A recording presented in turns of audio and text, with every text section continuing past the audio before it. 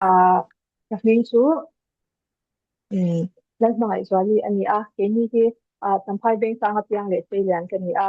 chuan tuna hianin aizol electric bank a hianin ka om me ka teng me ka chuanin soi ang khan ha high school king tamphai ka kala higher chang aizol ka ron om chana aizol hi tamphai ai ma hen ko om tam zo ka o chuan MBBS su kan soi angin uthan na te junior kan ni abokala ka je chwa ka tuna hian green hospital a ka thok me kan ni ka thok me tele to 음, 원래 zanina hasa in he kun chade me kan sinai te kal tangin kanaya wan le ke india ka pulo ke india me ma ikha kan soi me tanga ti chuan zanina kan bible zir tu hi soi angin ppt ka siam lo bang khanin simple da in zir hau kan tu manga luka bunga changli changa chang som le pakhatani akhong ai kan bible te min lau ke pui the chuan ano mo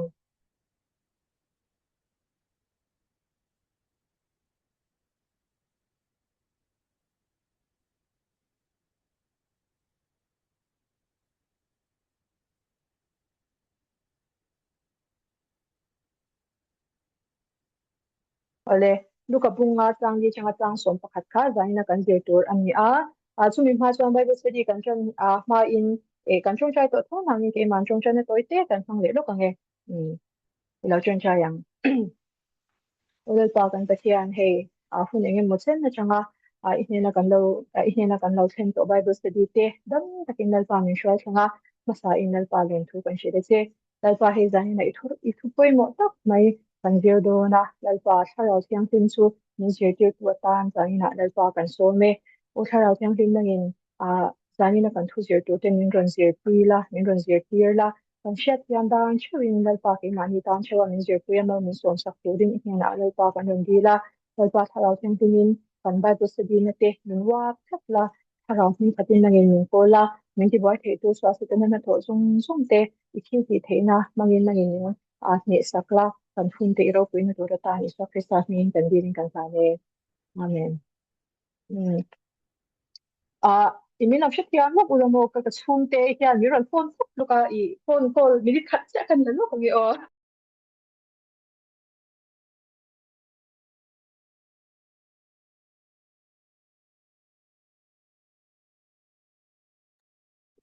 ram chana hun lo le lo kong on ni chin chanan kha kan anniversary tur min lo tho saka ro hian chon chak thina ma se a in se ka in thung de u lek thina ni kan so yang khan he ole now in kim ko he member te po in englo vek kan ni in le tong tai pui ton kan mo em em a khamini a khan kan ril rolian ber chu pathian tharau le ti tak zeta kan choi mo ni a member ten EMFI member ten menon tel pui nge turin kan be se choni ti kha ole I palu tu ka zen a tho ha an tia hostela om su su ni no belo ka thi si ga su ni shang lo le zanin bible city lo chan do ne la masa in kar masa a khanin ukopak kar masa masa le khanin ukopak khanin bible city khala introduce to a introduce to hakan lo thei la le par so ma hey bible study dan hin ko cham sha oma book study kan ti hey anjona na history book top zero ti ang si te kha oma ani da swan character study anjona na zai na swan abraham sun sang kan si rang ti ang si te ani da swan topical study topic mangai na rin om na kan si rang ti ang si te om ta mar chu zani na kan man tu chu inductive bible study kan ti tu ro je ko pana aran man ang tho kha zani na hian kha mi method mang khan zir hau kan tum do na inductive Bible study hi kan hman tlang lon ber ani na chana chuanin hei mi pakhatina inductive a chuanin mi pakhatina sermon anga preach top lawin kan wangin kan participate thei na ani awangin interactive mema tu bang chuanin kan hmang na sa a tha mema ti chuanin inductive a chuan guidelines a hianin observation interpretation le application te a oma observation a chuan a hming angin kan observe don ni observe kan tianga kan detective eyes kha man turan ti china thua hian ini observe tu ti kha kan tu enanga uluk tukin kha kha kan bu en sianga nga aduta interpretation a chuan ahming angin kan interpret dona enge helai thu hian soyatum ti kha kan en don ani heta hian film purangai mema interpretation a hian asan chu kan thu zir kha engti khun lai zia nge ani a tu zia nge tu te ta na zia nge tu ta na soi nge ti kha a context a kha kan share chia na nga ya khatiang ani lo kha chuan wrong interpretation kan ti an na ni mi alowa lo soi pia emo ke mani du dan anga lo interpret kha to ka sumila ka chuan kan film khuranga ya tin ta chuan scripture interpret scripture kan ti a interpretation a hian bible chang dang khami ran shi pia tu te kha lo theya in parallel verse khatyang ang chia emo khatyang ang chi de hlek mundanga hmu te po kha kan lo nei do na khang te kha kan enanga atop pera chuan application a chuanin he kan zir shi engtinge kanuna ka apply ang engtinge ka seng yu ang ti mani le mani kanin endon ani chuanin zaina hianin leader atana ruat kani ake chu enge traffic police ang me kha kanya te kha chuanin zon mangin guide karon siam ringot dona kan bangin kan participate kha turin active te participate to khanin karon ngen du chewa chuanin zona ka siam te kha achen chu simple how do te khanya nga maro chu khang kha milau chan sak turin ka lo ngen du chewa chan kha kan shen ni chuan chat box sa te po khanin lo soi ta ila acha o me le zanina kan zir lai chanila zaina kan zir to hin kha sign introduction kan han ne yang look up zia kan zir do na hey look a hi chan chin cha kalizi nga chuan look a hi zir iswa zir tir ni lo ina azia sun ani a chuanin look a hi tunge ani look a hi kan lo he to me theya look a chu hetianga kan han en kwal hian look a chu tir kau te thil ti ziak tu tir kau te thil ti le look a chan chin cha look a hi aziak tu hi a inanga ni an ti a ti chuan tir kau te thil ti atanga kan hmu dan khan look a hi pola travel companion an ti pola nena zindun chin ani an ti atin ama hi a professional chuan kan shat angin physician ani ti kha ani boka ti chuan luka hi tumi ani kan ti chuan luka chu gentle ama hi gentle ani a chuan tu ta nge luka a changin cha luka hi zia ka ni ti kan endon chuan luka bung khat chang thumna ka han ke wila luka bung khat chang thumna a khan ole normal milau tel pui the kan long hle me tel lo yin kan lo ko har don hle me ole ka long ne to ke lo te na luka bung khat chang thum kha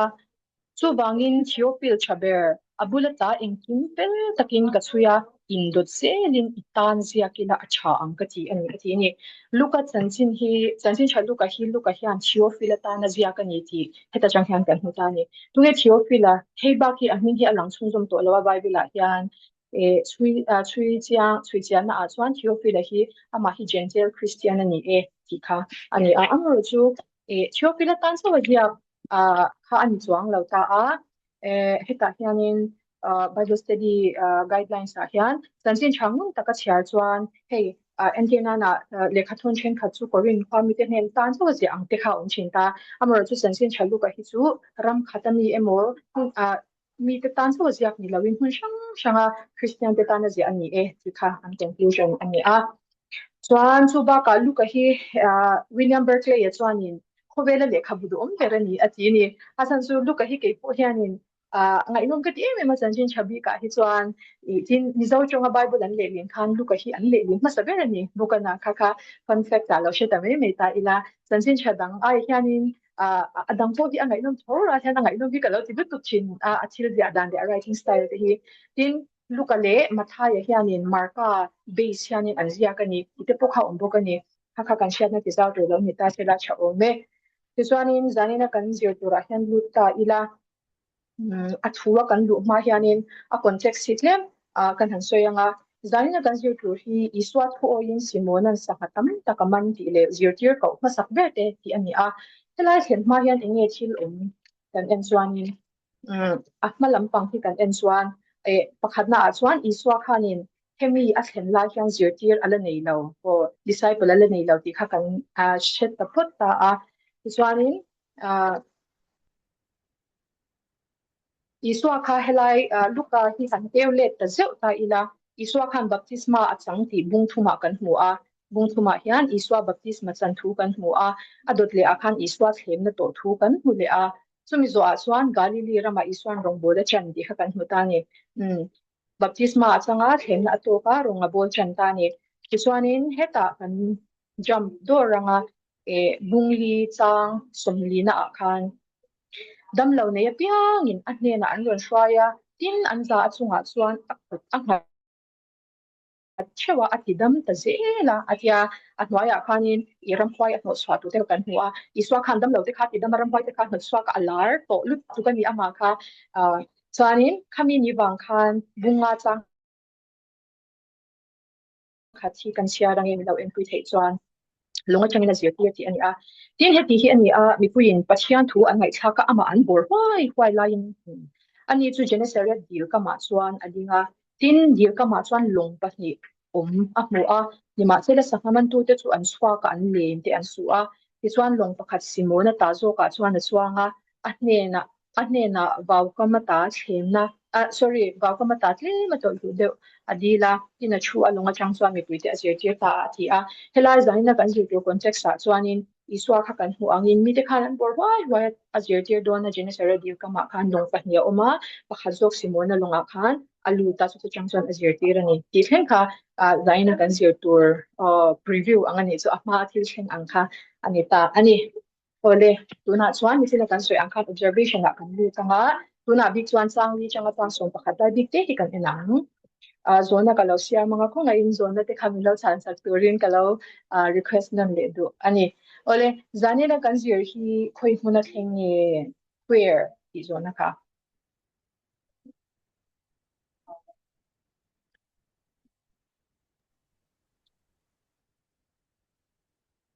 dil kama ni mayem Genesaret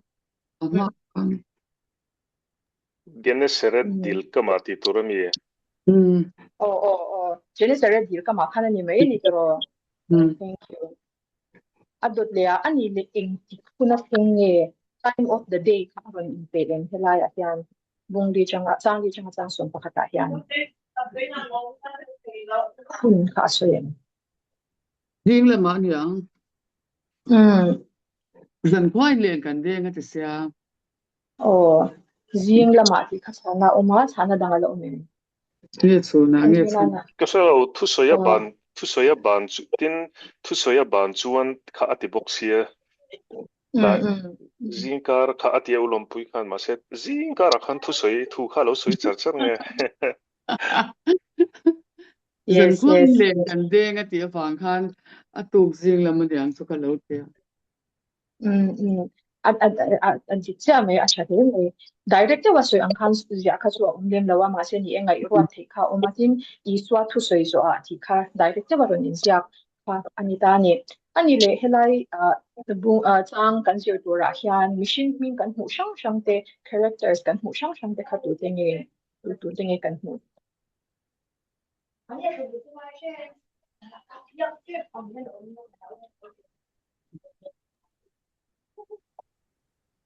sang va batang o chulo chu gang tak rei palang ka mu chin kan Simon Petera chuni tamei ta tro Zebediah papa Jacob le Johanna ania chudi zo mi pakhat mi pahni mi pathum mi pali isuanen pali aniem adang khan la umen karon risk o pinglang so chuan Simona Jacob Johanna Isua pali kamut ka thiam danin ulompui ming lang chu khang khan ya ma se mi dang an chian te pun ma kan ti em an ta mi dang chon te la nyang khutlang ye thian te ti lai tak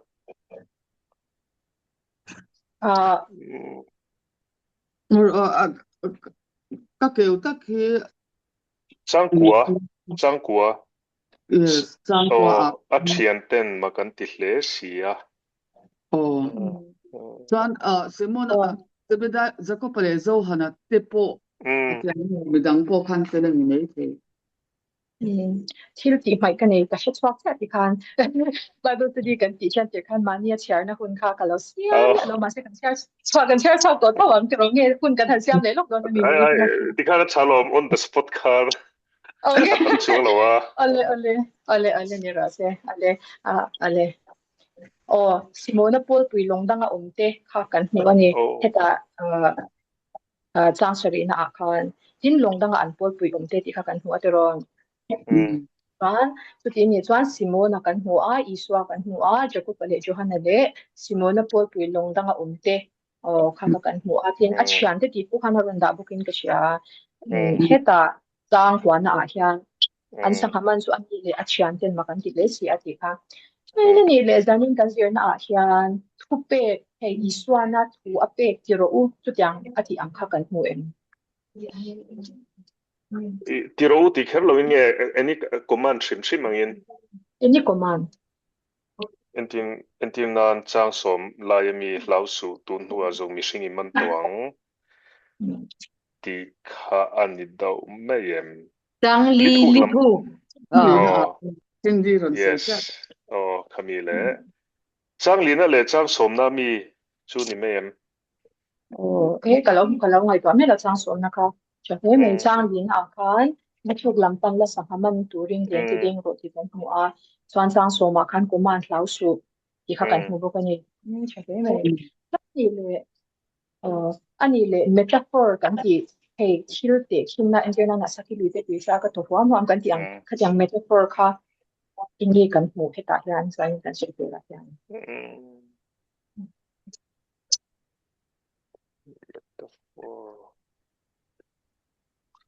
entin nan chang som pakhat te po kha an long te chu vau ka man da engkim kalsanin ama chu an zui ta a an long te chu an thil ti an nuna poimo an ngai poimo tiang zong dau te pon nuna an livelihood an engkim kha alo ni ta khang ang hun lai atan pe kha chuan long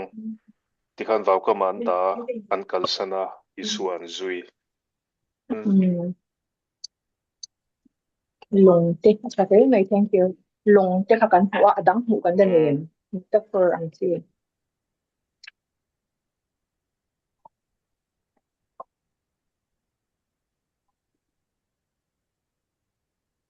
entin nan ka soi reng bi kang ti chu kai thla thung ang reng ma ro chu entin nan chang kwa lai mi ang te khamo an sanghaman chu ani le a thian ten mak an ti hle si a sanga an han man ta thei lo tur ni angai an han man ta chiam mai la ya kha pathian a chuan impossible is nothing with God tiang chiang zong tan kami ang dau tho isan nge ni lu thu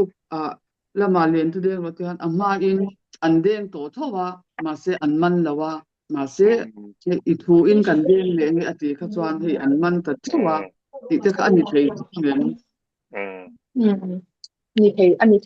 thei ve kang thung te por so tin chiang da pan hmu chu heta chang so ma hian iswan mishing iman to ang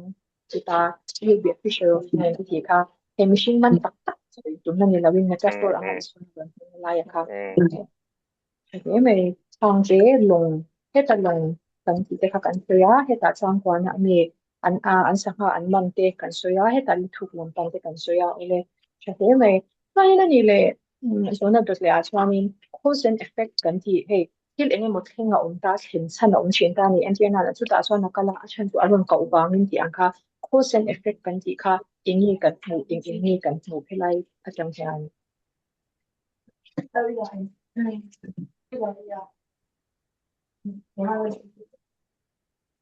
hindi ron sang ve to ro chan nen thir kan sang Athiar muang lu tu ngoro.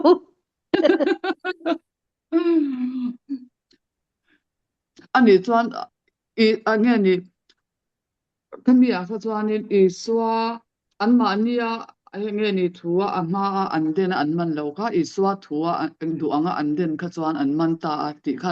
ani thei ni ani chuan a effect ta kha an sangha an mana kho sa chuan iswa thu a thu o ina ra cha he me ban cha em adang kan da hmu in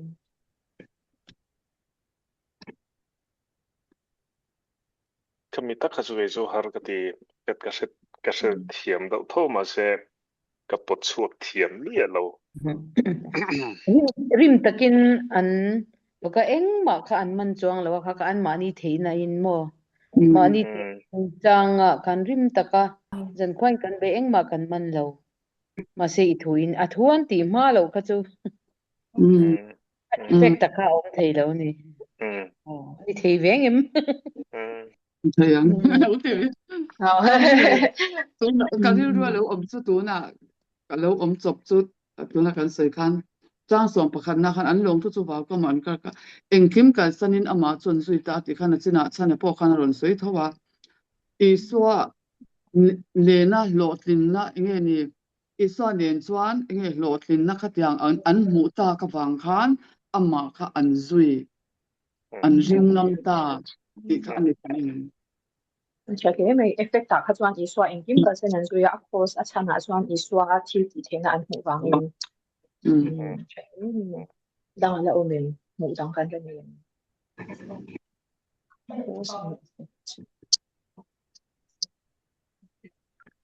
Angai oh cái tipo là bộ là lâu cái lại mình chỉ sẽ chụp tiếng như này chín như là này bụi chín nó sẽ lúc tục tiếng cái chụp go andi that's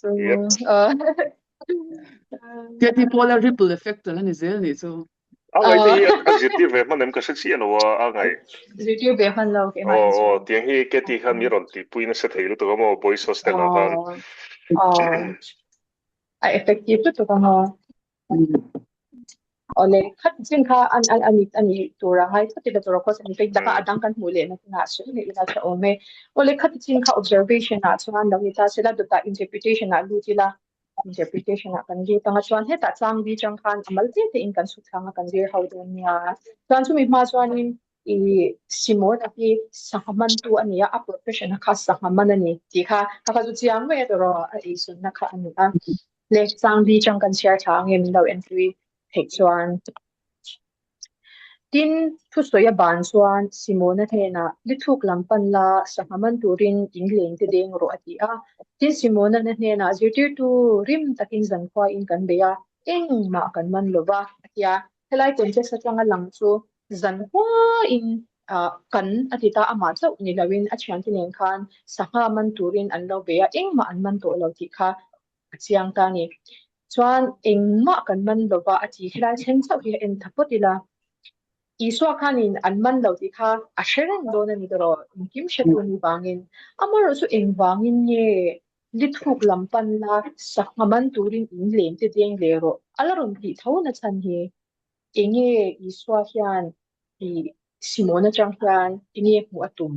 enga tinge ti tura alati na chan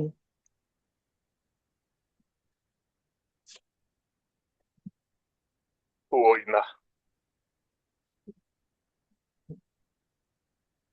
na chuan thu oi na ti kha usan na lo changa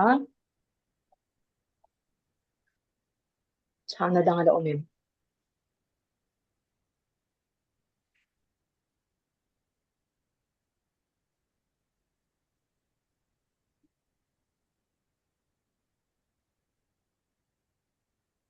dona kha ve kha cha kan dipi lenga ko sabu no in ka sha engwa nga he ko ma hi iswa hian pe nge ani iswa hian engi mu adu ti kha zona ani a chana pakhata sun thu oi na ti ani a adanga la umem chana dang thil kan lo beidon na po pathian ina minron pathian ompuina le akai hruaina ni chang kha beidon na chang khan hlo tlin na thoi na khani thoem ka shelo thil impossible deuh po kha impossible becomes possible with iswat len chuan mo acha ke me impossible becomes possible with god ti kha pathia ina mu adu mu ti ra du wang ani me te ni tro chu te kho su man cha em a chiu ti te na sho adu wang ti te na bang ko no ti dang la omem chan ni o ma lang te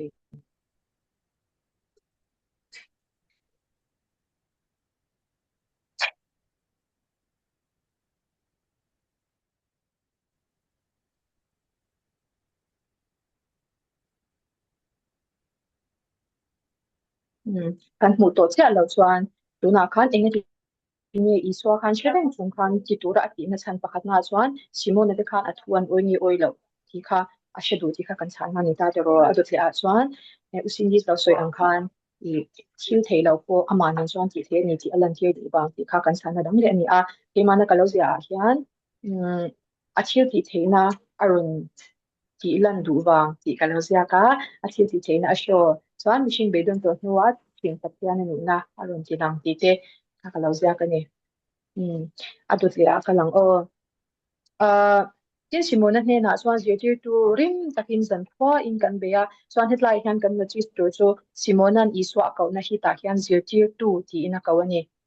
helai te hi lo chin sia phut ina cha ome zirtir tu rim takin zan khwa in kan beya eng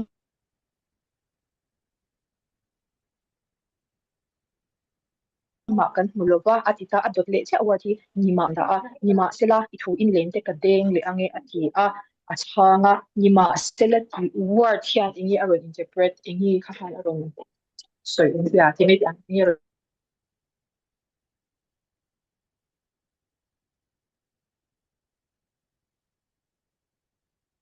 interpret ni theyang ni obedience kan tileng thu oi na angai thu oi na ka ti ni chu ke chun ole oi na nima sela aro ti kan thu oi na chana dang ala omen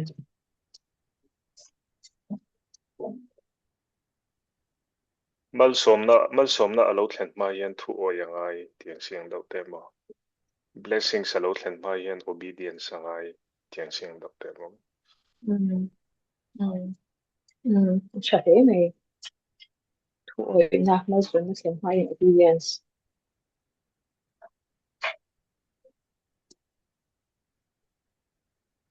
Simona tu soidani han enta ila udewin zirtir tu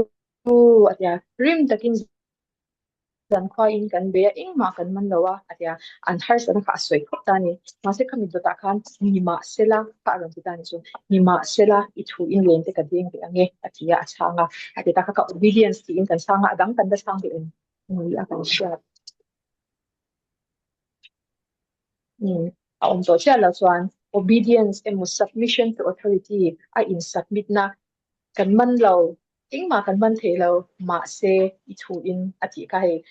aro in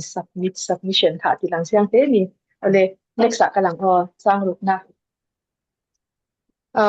tin an han den chuan sakhatam takan khuwa an len che chu at chat pheba sang sorina tin longdanga an pol pui om te chu an ma ni ron pui turin kutin an huya tin an lo kala long pahnih chu pil lek lek khopin an chung khat ve ati tani sang ruka tanga sang sarina kan en hian I swat hu oi na inara effect inge kan nu ni phena hian ti la thome kan observe mai phena kan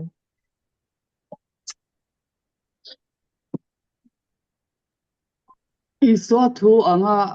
anti kha chuan he amma an fail na po khan hlo thin na niam failure to Yes. success angani mo chu ba ka chuanin I ulom pui soi ba ka khanin mishing le khovelina achut anga theilo tur anga po hian change emo danglamna aron thei ani tiang zong mo mishingina kan a theilo kan tiang chi science in a theilo a tiang mo khovel danina a theilo a tianga po hian hei takhi ke ma po hi achang zonin achang zon ka scientific theile lutuka ke academic le theilu tuka addiction chungcha nga po hian pathian thil ti theina tur hi ka limit vele fo thina hei mun sang sang te kan kala mithiam bon tak thu soi te kan ngai thla kan zukin tereka chu chuanin sang zonin pathian thil ti theina tur te hi ka lo limit tir do thinin ka hriamo chulai taka chuanin khatlai varsa po khanin khovel thiam na vor top le tiang pon a theilo ati hunanga po helaya po hian an hun lai anga tan kha chuan tro thei to lo angai nom to lo ang khania amaro chu khanga po khanin pathian thil ti nei na kha aron lang tiang zong khanin kan sei ta du ani je ban ro pui em ro pui se mai failure to success to mi shanga shanga thela chuan ni ta hianin uluk te win thelai chang hi han en le lokila kan han share na le o tin an han den chuan ati aron soi detail tu kan ni luka hian na ti detail de aron soi na san pu hi han ngai to ataila hey sanghan man chewa kha aron ti chap lo ani chu an han den chuan pakhat na a sangat tam takan khu a pahni na an len te chu a chat thewa o len chat khophan pasari na a chuan an lồng đang an pol pui om te chu an mani rong pui an mani po kan ki thei do lo ni chu tam lu do an mani rong pui turin kutin an puya tin an lo kala palong pani pil lek lek ko pinan chung ka daron siak di pil tu kan ni chu khami lai kan en khan inye ron soi tum hemi phena hian inye ron soi tum ania kan mu khalai ti te kha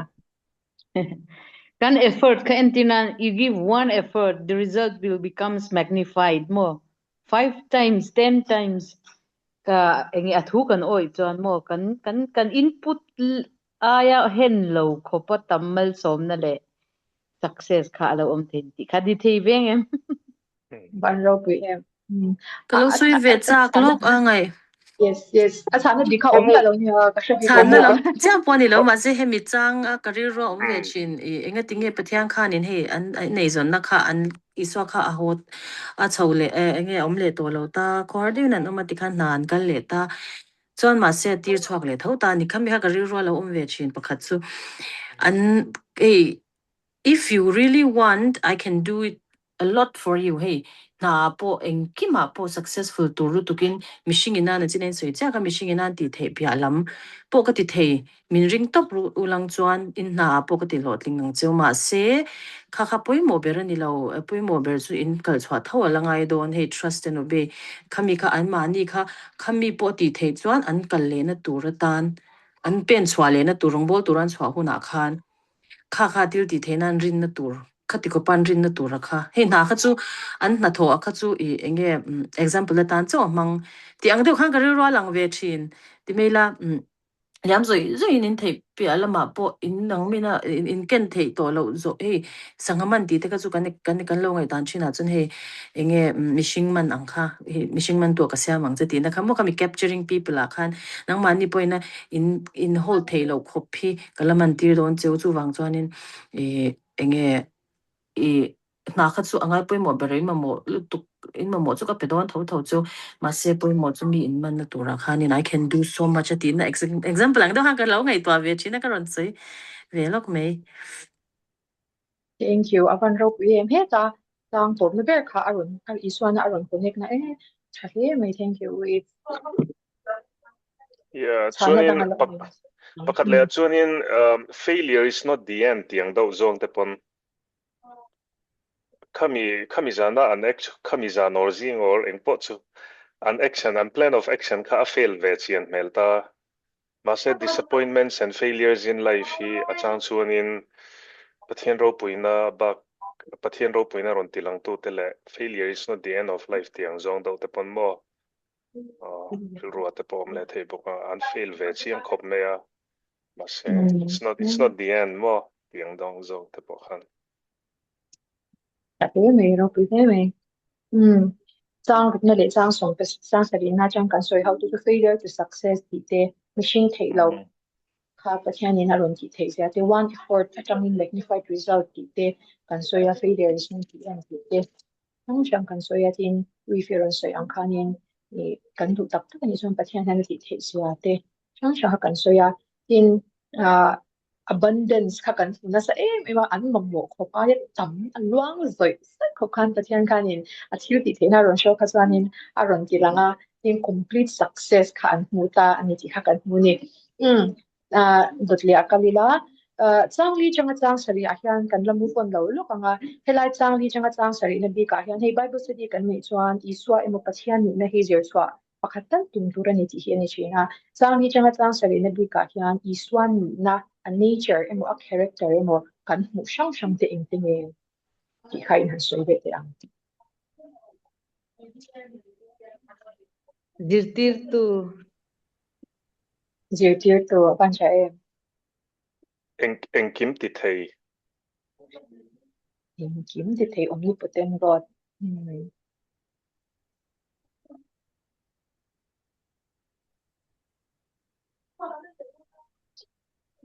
đáng lẽ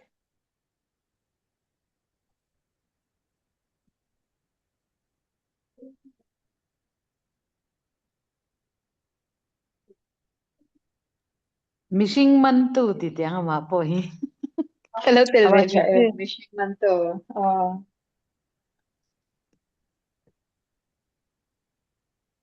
rồi chia tu em kiếm thì thấy mission man to chứ đang cần là của em iswa character em như iswa ni na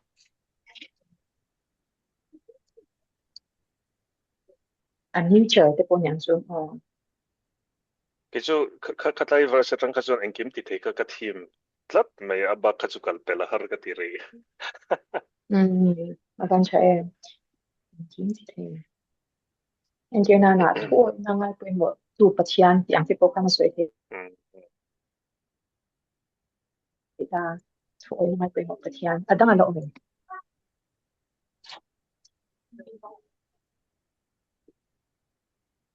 Mal som na petu pathian. mà xuống một bát tu bát chian cha em An mà mộ hun taka shetu te me hello fashat saktu ang khati theyam một không ta có sẽ tu bát chian ấy rồi cha em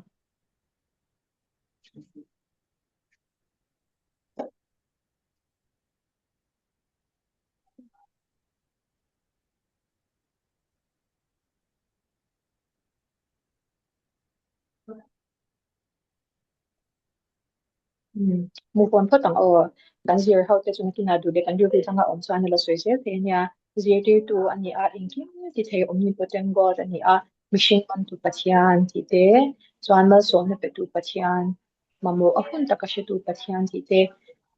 tin thu oi na ngai pe mo pathian God of creation ti karon da boka God of creation ani na kha lang chiang he ka sha a tin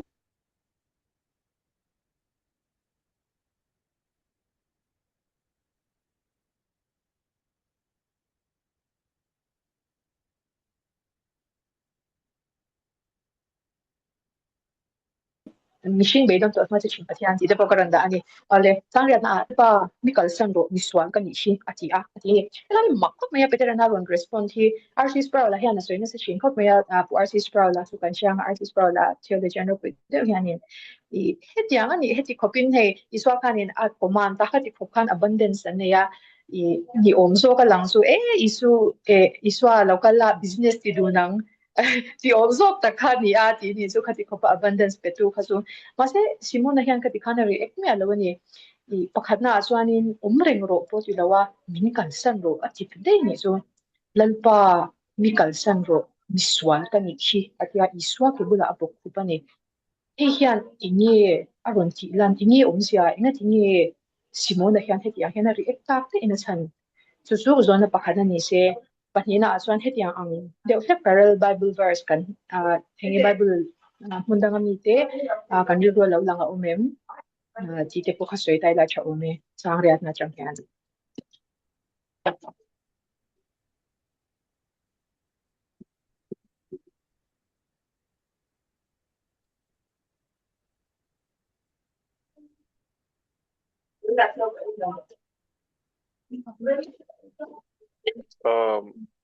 enge Isua ani na anga mutak tak tenuna hi chuanin humility te hi alo lang thina ma ni kan thlin lo na le fel lo na lai te hi kan in thre chuak thina chuwan chuanin kan lo chapo thei lowa chu ta tak chuan helaya po hianin a fel lo Isua an mu chian na chia khanin kha aron pe chuak ka khati zong khan aron tongta ani thengem o tiang zong te pon mo Isua ria mu in ti tak tak tan hi chuanin right hi om thei dona moni le tro kha khai hianin aron soitum pakhatani engem mi kha Isua khanin ani po hi aron hambala ama aron in mu chian tira tiang do ten wa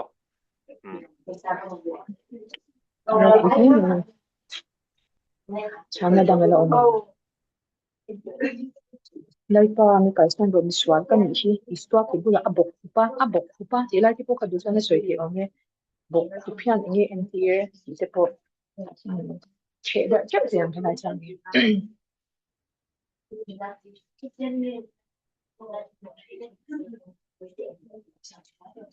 kanin ngai to chungin khungain isa ya bung ru ni lo ke pri lok the chuan isa ya bung ru sam khata tanga changa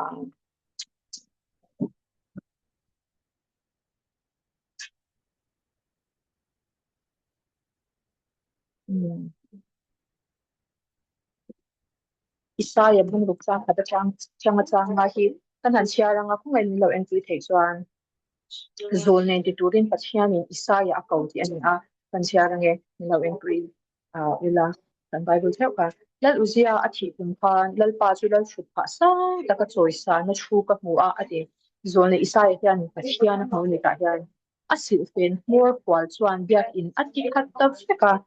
yang chuan sera te an dinga saparu kan nei chewa an thapani in an thapani in an mai an ku a pathianin sorry pahni in an ke pahni te an fu a pahni in an thloka tin sipai hotel al pa chu a thiang hlime leipum pui chu ro puina ina khati in ani naw ton china chuan auto chu out homa chuan kongka bul lung phum lamin hi ta dura in chu me pui khat tak ka atitani hi isa ya hianin pathiana moni khata a reaction hi enang o changa changin chu vele chuan mui bol so pumi kani a mui bol so pumi te jinga kani awangin ka chunga ba pik en ka boral ta ani hi committee in lal sipai hotel pa chu ka hmu ta si a atitani better reaction ne hanai ang lut to kani heta isai reaction hi isai po hianin khami a hmu khan apul lo zia kha a hmu ti kan hu the ni chu helai hi alai te kha karon kar lang te ri ani chu chuanin soibel du dang kan den better reaction te tuna kan share zung zung atang ti khang lalpa mi kalsan ro ati de na te abo khup na te kha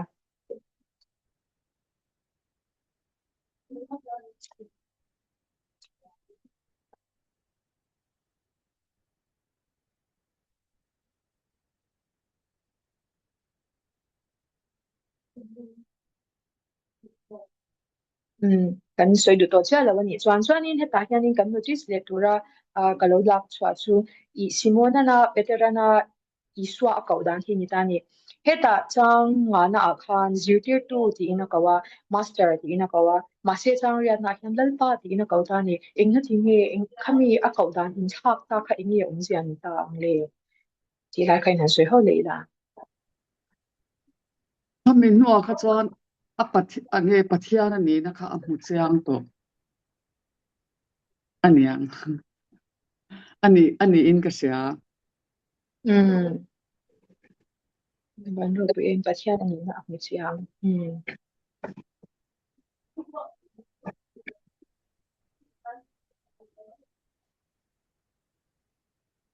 chiang beo tro kan mu fan me don na mi khalai sin ka su tro chuanin sang kwan he kan share thari ange an sanghaman chu ani le a thian den mak an ti hle si a ati a mak khan ti lu tu kan ni an sanghaman chu chuan chang som na hianin kan han lo tha anga soi bel kan do chuan tlai po kan hina kan soi do nia simona paul bet zebedai papa zakupale johanna te po in makan ti hle a helai bik te a hianin simona paul bet zebedai papa zakupale johanna te ya hian heta chang hina a khan bunga chang hina a khan hei sanghaman tu te chu an chhuak ka an len te an su a atita heta tuna bible hi mathai le marka inzia ka chuan I khamilong bula khan apatin khan enge jacob le johana kha an pa ho khan an len ten lo su ni kha thalai te kha kan han swe me menga simona paul bex bedai papa jacob le johana te po in makan ti le a tin I suan simona hena lau su tuna zong mishing iman tu ang ati a te tani heta mishing mana ti hi enge omzia ni le mishing man ti omzia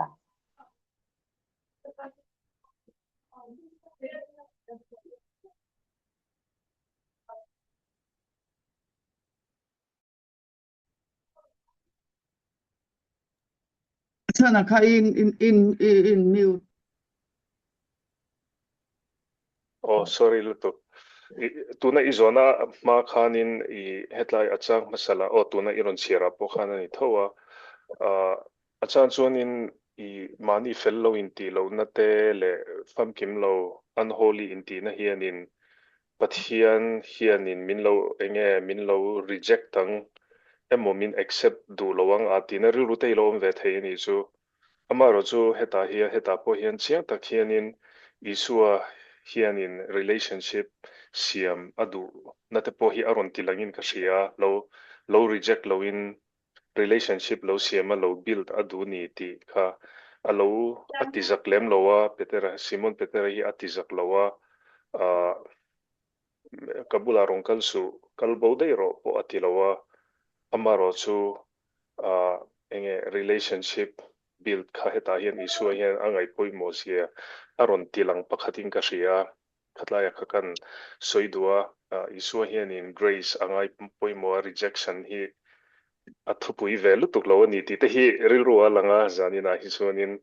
achang hi chuanin mi hi an fel lo na telen fam kim lo awang hian mishing vek te po hian kan lo in reject le molmol thina ma se hi pathian tum isua plan hi alo ni ve ngai chi alo ti lai te hi le achang chuan mishing dang ina min kan sual na te le fel lo na te an lo hrianga min reject anga ti kan hlona a te hianin khovel te hi kan ma chon ngam lo te ani thinem ti te hi rilruwa aron lang thara ma se isua chuan achan chuan in nun te pon lo la hial mai thin lai te hi apoi hi kan ti vong mai thin khopa mi tu po hi hanin bi chiang doni lang chuan in tu mai kan fam kim si lowa amaro chu a then chuan an lo lana em midang ina an lo thlir dan tura khan maro chu isua hianin a reject enga te po hian a reject loin in lai chin na thazok nei pui turin asom le mishing man tura asom chan turo mang kha chu ke ni ang chin ho kha chu anin kan thria thiam tho ka ring in ka ria tlai te kha kan lo bel velop Naman po grace over rejection. Ano sa tara relationship building. Din heta claus po at ilaya po yan iswa ni Sharon kinong gawin ka siya. Siya sang suy building kanta na yun. Sang kwa de sang suy pathiana chuanin I mi an vathar khanin life in new purpose alo nei tiang zong dau tak man ma old life new life purpose kha alo in thak ta thin tiang dau zong te po khanin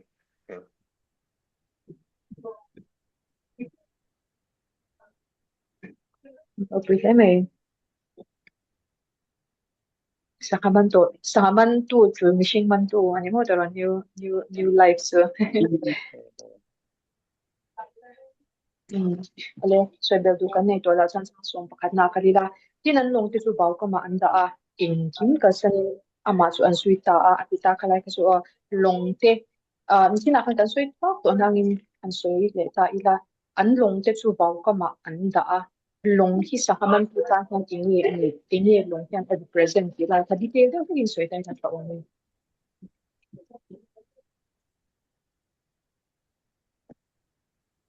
an eizon na an eizon na an in tun nun na ka an kalsan eizon na in tun nun na atang ala ulim long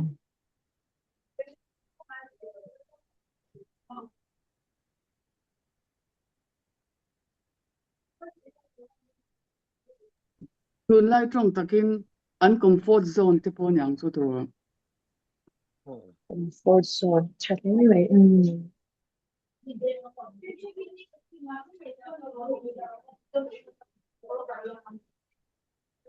chu chuanin lelama isua ka kenga lelama thil dang ka kenga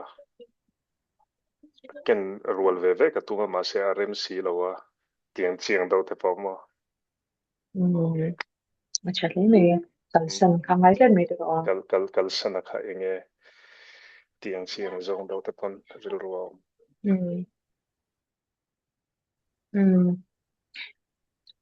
adang alo mem long kha an azon na anin tun na ani a an comfort zone kan ti a sakaman tu ta kan long kha ingi poimo na thil dang alo mem kha ba kha an engkim kha ani tok mai ni ke ma ni ang te po hi kan medical profession hi kal san kuranga min tiang do thluk ang ve langa khan ni don ta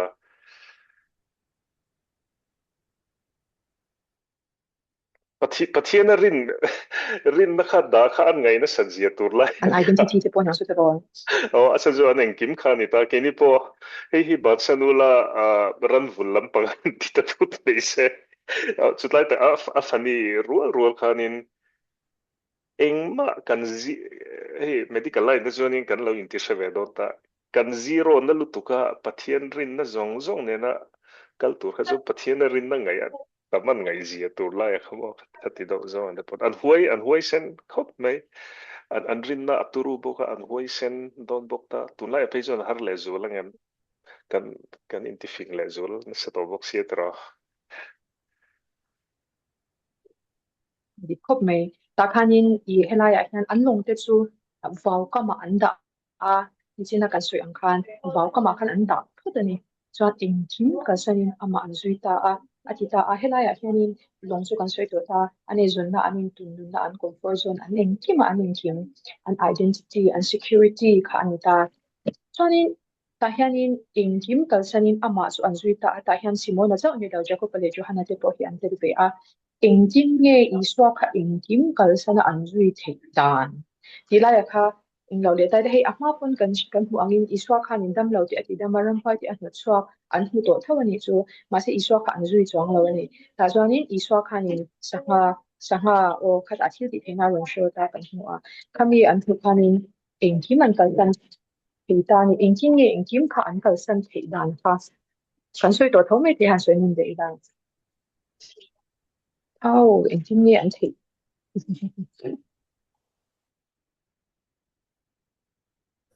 kha chu ulom pui chan thiam chi Ti zong te po hian zo tai le engkim nge mi in engkim kal sanin iswa azui theiang tiang te po ni theiang nge zo chu amma po khan rasina kan muang khan hei sirtir tu ti an ko wa hei ama kha chu an se thawani chu amero chu khami tuna kha chuan ap ei pathian ani sia te khami kha allo hinge iswa kha enge ni zui ta ka ni sia in nga na ta ka ni sia kha an mu fia to awang khan I thil dang kha ai zong khan an da pui mo to ani ti kha ani de uberin ka sia a chu hei enge ni ring tu nu na po ani thota hei missionary te tem te kan sei zaw lo ka ri rom da te pon he then kha chuan in martyr ten an thi ta tin engkim kals enge ni an na thal tok te tak te po kal san te pon hei si tua tu te pon an kal hei an kal chin ta enga tin eng thingen theile ti te hei kal ve lo chang kan lo ngai to china ama ero chu hei ama muchiang tu apiang te chuan hei thil dang zong ai aman hei enge ni I thin lung zong in theina zong in ati kha hei ama mu chian lo chuan kan zui ngam lo ama ero chu hei pathian hri chiang tu te chuan hei enge ni martar huamin an zui thina ni ti te po kha hei ka ril ron omani chu hei ta po hian simuna te ho po hian I amma an siat na ang mai ni lo khan an mu fia to awang khan thil dang zong kal sanin an zui Bible chan pakhat po ama chuan a hria chi a engkim nge thi kha tuna chuan ka zopa khan ko benga the siat na khan benga siat na chuan ka thin che tu na chuan ka mu ta che ati khan yeah ya kan no sei ve lok ama kha chan ram huai pai te kha ram huai te no choka anwa mitam takati dama midang concern ve kanita mase tu na ero hi chan an ma ni concern an ezon na mo it's enge an ma ni kha personal takina ron khoita ni kha amha kha chan midang ve kan kha ni ta imje te ye signal hi che shethe eh oh chila an personally in an izon na light tak kami light tak an mani karon dek ta darmaya ani tu ma ka chan midang mo tu na chan an mani personal relationship ka aron change ta ang ban cha em oh à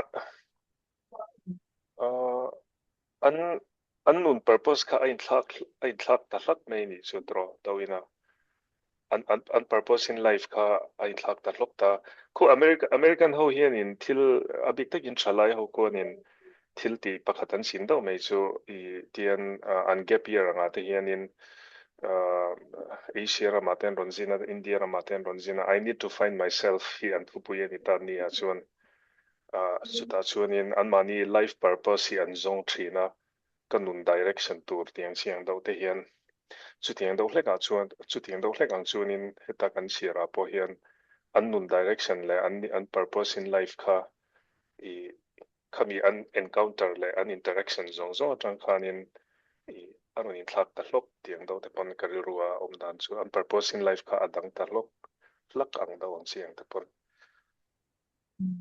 cái inbox lại cái lòng ngoại trưởng này là nếu chân sợi pha và cha em tin xin đi sợi pha an personal tin aron khởi thì lại thì ka lòng ngoại trưởng này là nhà tin cái lại hi an mani na care à iswa và inbox thì lại thì po hi iswa văn phim tak thì cái cái sang là ông mà tin nak halang siang cái tia an sia thiam dan tu ni khan thil dang phong khan cái lo tin cái man mani sia thiam an professional khan cái tia apan ro pi tak pu tiang hi ban ro pu tak em ka pichen ka interpretation so ni ha so na to na pera application a kan du tanga application a so anin helai hu na chang hian tun huna ke mani a kan le kan ha kan en don ani application a so an na ta pera application a question kan du ma in timeless truth kan che china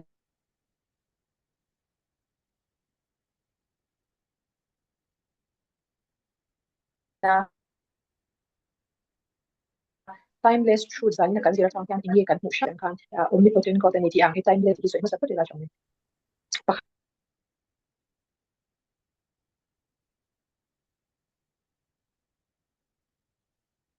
na chon omnipotent god so ni mai ta ha ro ada o em timeless truth en kim ti thei ti ka lo thoya in kim chi the ka chian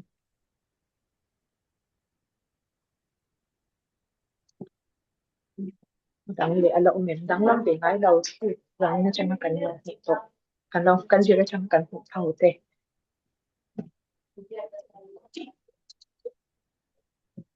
ui lo wa petu wi lo wa pe tu pa chian ni ban cha em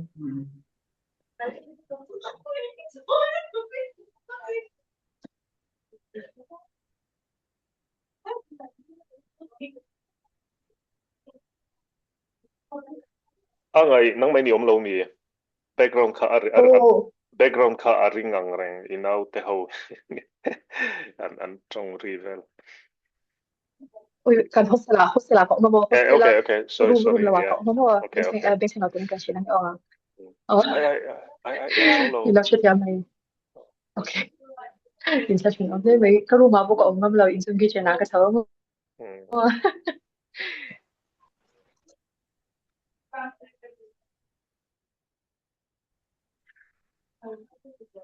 in kim chi the du pathian ui lo ba tu pathian ti kan soi to adang ni kan lak mo timeless truth kan ti how come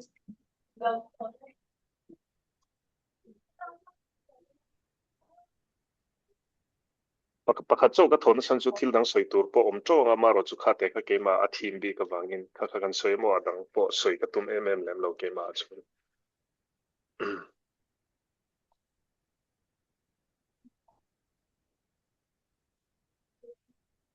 soi to dang kan da ne ulom pui sin bu te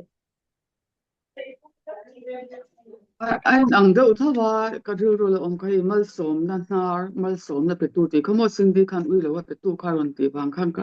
anh ang deuh thawa ka ole ke mana ka lo nun sia thak theng vek thei te po ti la mi nun thak theng thok eng ting en al de win ka sui tiam to lo Sao thêm thúc thì God of Change thì bọn em sẽ đó change maker mình rồi kìa in pathian ro pina ma mi in abul ho sia ani na hu chiang chi ti te kalo sia ka in lazara ka karil ro asan lo omboka machine be don to no chi chin pathian ani na te tin choi na ngai pe mo tu pathian ti te kha kalo sia ka ni chuan a top na pera chuan hi kan ba in soi tu mi la cha o me zani na kan je rai chang hian kan nu na ni sem lu tu ka nei ti to tu le ti to lo tu te o mem ti kha soi hawi la cha o me ta fa zo na to bera ni du tiếng khi mà cho anh soi thì toán vậy là cần duyệt lại cho nên anh cần ngã xong được cái này thì tôi thì là tôi teo mến thì phải soi hay đúng na me soi khal mai kan soi chang tak taka hi karil ro lo om chui rong bol na ko nga te po nyang kan phak to ka nga rong bol na te hei ko shona ani amo thil danga te po ani anga hei ti theu kan ni ta ma ni phak to ka nga ka ta khanin hei pathian du dan anga e ti kha avan poi mu em ti ke ma ni rem siat na te le hei ke ma ni du dan ang te po khan ati theya ame ro chu hei lo thlin na te a fruit kan mu don chuan hei ama du dan anga kan ti kha apoi mo ti kha ka ru ro hei alo lian ber ani chu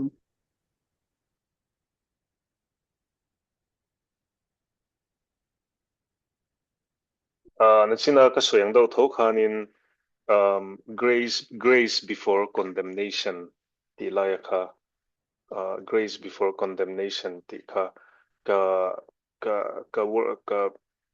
area of work le mission ka hu ho hi rejected group of people like individuals and near mase grace elaya zanina kan zira po hianin kal ro u miron zui su po ati chuang lawa king lo te fel lo te po amaro chu a grace tele tiang kha pathian hian isu hianin engang mi ho te nena po hin alan tir thin ani ti hi ka hriat sa tho ani rolin zanina hianin reminder ani le ta ke mata chuanin heta masalam akan zira khanin i um, failures hi success atana success le thei ani ti la ya kha mishing atang chuanin le khovel thiam na atang le hria thiam na atang chuanin hlo cham top kho failure ang kim nuna po maro chu pathian chuanin kha kha tidang lam le vek the ani ti la ya kha i nghe zai na tan chuan ke ma chuanin good reminder kama mo ve thei lu to mo tiang reminder hi achan chu mi fui tu le mi motivate tu kan lo ni ta ni tina khatiang ti kha chuanin power hi lo zo ve thei china mo ke ma tang po hian amaro chu tunai phei chu dam lo an tam lu tu som thum som li som nga don te ni ta khang ang han nge an encourage a positive zo nga thil khir tiang anti hian chan chuanin omzian nei amo ni le o thei chu ta tang hian in an ron rice le thei don amo ni le o ti na thi om ve thina ni chu mo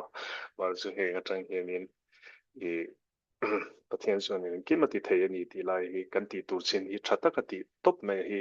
kan mo phurna van ni em ti po kha ka hriat sa vek ani tho tho rualin zanina hian in remind ka ngai awanga ni mai thei ulom puin iron chair do na mi ron ti le mo zani pai tiếng khăn thiếu khá lâu trở về cái lẽ lo một khóc mấy các mi pani te kha tam takara ka learning points tu ni ka shia e ma bi ka chuan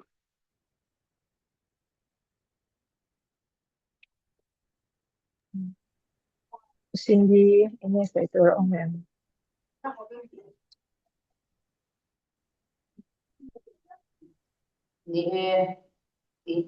Dem tura to ta ba dem ro ti lai ni kala dem ti alo te jan ka sia tu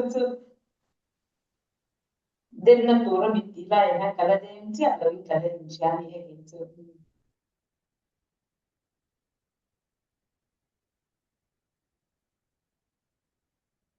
in you day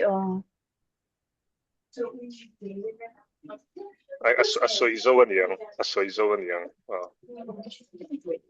okay, okay. Self reflection and đâu này nó tập học mình em. Sao xem mà kia ông lâu mì lệ ông mà ông không nghe là wa. Ome kalau ngai tha atang sa pelo zo zo mo chana soya khanen shet pelo shet chao do pan kan ne kan ron zo tiang ang sei de do sei to kan de ke chu Lo soy ro kan lang ngai sai. kan share ve do chu mo me tlangwal ho sa khan zirte to tha chandam kan nan ange ka ti anga te a peng thu pek som te hi zom la atia peng de chu ka tlerol te tang ka zom vek to a atia ani chu ini zong zong shalla pachia ta pedam na zero atia ma se akal bo ta isu khan mi hosatan vanram lu a har sat zia asoi ta zirte te khan ma kan ti e ma tiane te chuan engtinge mihring hi chanam na theyang le ante zota isu khan mihring ti thelo chu pathian na te thene atia khalaya tho khanin peter khan zota ne kini chon engkim kalsanin kan zui ta cha enge kan don ve ang atia ale zan don tor thu asoya ma sen dam chun khan eng man dong lova tatuan thil khovel thil dai kha pathian soi chu ni a kum hlon le zol mihring te na tang choin thriat thiam har deuh ma hi nia ma se pathian ramrat chu chatuan thil alo ni a le thuk lam den tur ti te kha amai an deng ton mu an man lova isu thu khan an deng ta an man ta teu maya thu oi na ka pai matin isu khan a pon lang kha de aden tir lo ra reng le thuk lai kha den tira tiang chuan kan rong bo na po a hlok lo lai ai chuan hlok lai tur te aden te hi thain ka ria pathian thu oi chungin a hlok lai tura hian len te deng na ti te kha kan ser ve lo kan ni Ban cho em chẳng cái số nó hỏi toa nhớ là số lại tụ là den. Thế. Ole. Ani chuan ti to do na sin soi tur dang ala om mem share tur dang ala om mem le. Ka khai ko ma ka ti to me yang ani la chuan. sharing po ne chia lo sharing po ne chia lo a ngai ron ti dang he thariau maya he tiang hian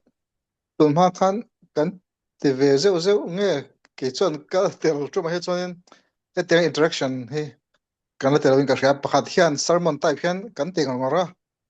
a kholum lai phe chon mo thluk te ola a ngai hian ti zong hian ron ti a thariau maya tiang hi ti CFO ni he ka tia chana soi kha hriat chak deuh hriat fialo kan nia USA thalai ho gap year an la India ra man lo ka ti kha inting ei soi kha khalai kha India ram te Asia ram ang chi te mo ti nga te hian gap year ti chon hei college an hankal zo professional line an lu le ma te hian asan zu chol mei ku a har to china wang 1 year 2 years gap year kala ten ti doctor an zir ma te hian I need to find myself ti hi an thupu ye me mo kung la ya chuan ke ma hi ka in ria chian angai ka in zi enge ka tui zong enge ka nuam ti zong ti velang chi hi an in zong thina ni chu spiritually pon mo tinan hei buddhist ho muna te hin ankal de anga ni lo pon hindu ho thil anga te kha angkha hun kha an mang thina an mani in zon chu hin tum thina ma se mishing na tang chuan kha chuan in engma hi kan ting in ngai tu tang ka selawa kha chuan in a that viau tho rol khanin enge pathian thu tang ngai tu kha chuan in pathian a telo kha chuan kham po khan engma omji om chung si lawa purpose in life ka vazon an tum thina ni chu khatiang mang khan mo mase eta zaina kan bible study a khan chuanin an purpose in life khati khan pathian khan aron thlak sak hloka ti vel han soilu ka tumna khanin better len thien te dang ho po kha an purpose in life kha pathian an han mu chia khanin an chiang ta em ma ain thlak ta hloka ti vel kha karil ru alo ma kha kan soilut mai me ni ole chuan remind fo ka ngai ti kha nghe khai thế cả ka lâu phát burnout lâu uri siam ka burnout thina mo ke ma hi oh a chan chu kar tluna mi fuya a thatur zonga tianga counseling han pe ka ti han ti mol rangian ka petrol hi zo ve thina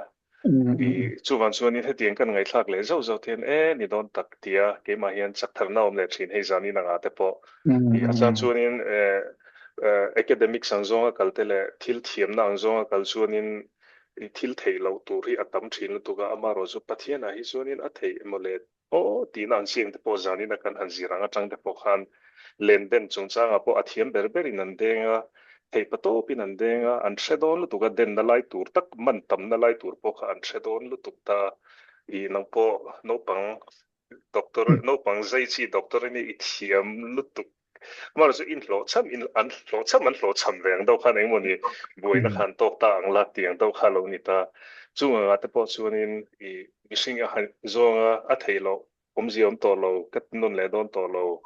zai non in gì to lo len den len gì to lo kan han ti sang po khan in pathian a tel kha chuan in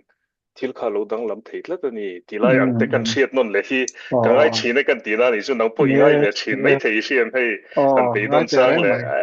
a ngai no om lo i ti sang po a ma ro chu pathian nen chuan in thiang khan in thil kha lo dang lam le ve thei chine ni ti lai engkim ti thei lekha bu thiam na pialama thiam ber pathian ani zia ti lan nang do te khan ni chu kan soi tum na do chu oh nia zaina po hen kha relax mel khop mai nom mel ka te kan lok pui lu tok a ngai khan pu dang chang le to se hon kala re le tok pala nga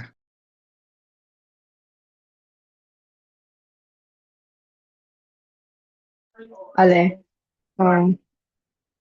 Ale. Hey, Zamina, Bible study kan ne don kanin pa ni kalta akan ulang pui kanin la fe to kanin ka inbo se ma in te so jing la chon cha ya eng he lal pa je tu te hian an mamo ti kha kalau zo ta ti chuanin ka do ruwa Bible sang kan ta kalau oma chung jing a chuan zaina mi ti atlana ta pera chu bangin he hi zaina kan se tu ring a kan lo in bo se ya kan tan ta hian ni som se ta ti kha ka chong china ni a ti chuan zaina kan zir kha khai khom na a chuanin la ri chuana Simon Peter le Jacob le Johanna te azertir na saber te akaudo na thil chen kan zira zan khwa in bem takin an beya saka an man lawa masela li swa thu oyan han man le kha chuanin I abundance na salut tukha an mu thu ka kan hu a ni masela khami hu be le khan Peter ero kha chuan dal ta min kal sam ro atia aswa na ka hu siang e me mani masela iswa chuanin lau su atia ashura chuanin tu hnuah chuan mihring man to angatia ashing nun au chana soi ang khan a life purpose ka athak ta hlok ani tin usin di soi ang khanin I personal takin an mani kha ama a midanga khoi chin kha an mani personal takin aba khoya khata khanin engkim ka sanin I an sui ta ani ti kha kan hu a grace before condemnation ti te mani aya iswa do na thil ti te failure can be success a hlok lai tura den tu ti te isang chang kan sir ani pathian in zaina kan sir te man ni som sa ko se John China in kan karange le lo John China o olal pa kan pathian min fai tu olal pa he sanin Bible study te chu kan lo zo le tareng maya lal pa nang in kan ne hun so zonga event le puina kan da na bangin rom thu kan she da se lal pa zaina kan sil zer te kha nang in mal min som sakla kan thin lunga chi chalai ai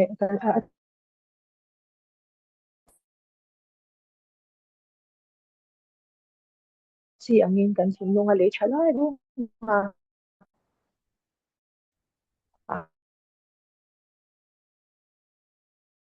kan hun sun dom to rat ni zui sa kang se kan hun te chairman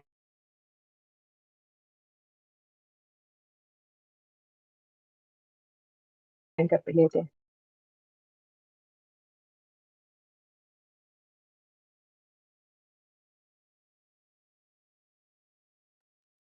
ka ka lo chung chai do to heng đâu nỉ kha lo mong he mai lo lu tuk ti chalu tuk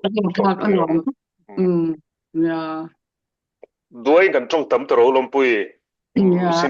usin đi chu trong tấm đủ lu tuk lo a ai cái trong tấm cha lom le cái này là buồn mò thì có thì